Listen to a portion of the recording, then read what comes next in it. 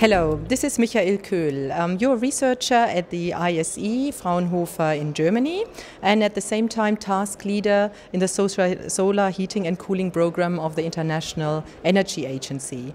As such, I would like to ask you today, because your topic are polymeric materials in solar thermal systems, but actually we do not see many of them yet on our roofs. So what is the handicap? Why does it not spread more, this technology?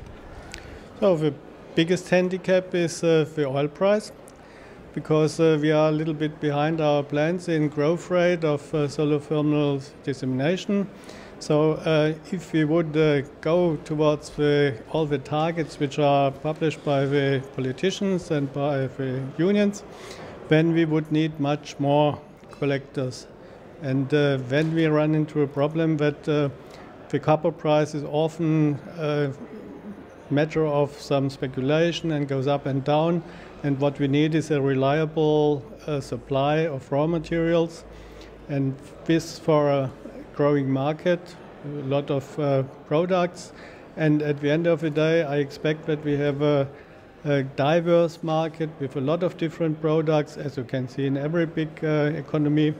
So where you can find more fancy stuff, more efficient stuff, more mass-produced stuff, and so we will try to get a share for it to supply not only Europe but also in the export the other parts of the world with reliable, cheaper products. So you have already market-ready products with polymer absorbers on the market? There are the established ones, mainly in the United States for pool heating and also partially now used for domestic hot water production. And there are pioneering companies like Aventa in Norway, which try to produce a polymer collector and try to market it. And I think it's a big job they do.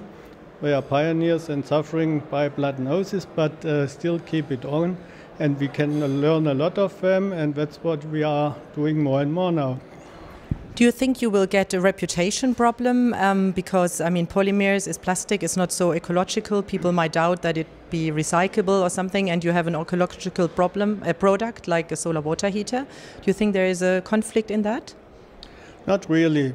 So, because plastics are mainly based on mineral oil, so on oil, and it's the best way you can use oil. You don't just burn it like it's done in the fossil fuel sets. You use it for replicate the energy contents 1,000 times before it finally has to be recycled or even burned. No? So I don't see this problem there. I see a problem in the image of the plastic stuff, because what the people usually have in contact is a cheap plastic bag or other plastic toys or tools which are not durable at all. So that's a bad image, but there is a lot of plastic. You just have to see a modern car, modern airplane. You can't imagine an airplane without a big portion of polymeric products, which are of course then really sophisticated, unfortunately a little bit expensive parts of the scheme.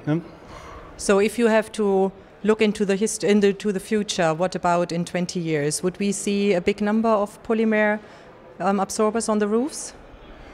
I'm convinced that you could find them, and in a big number, because if you have seen the pictures which were shown by Werner Weiss, for example, today, where you have a lot of thermosiphon systems made by glass and metal on the roofs in China or somewhere, then that's what we want to change. We want to get to a cheaper system, more efficient system, more reliable system, and I'm convinced that in 20 years we'll find more polymeric systems than glass-based systems.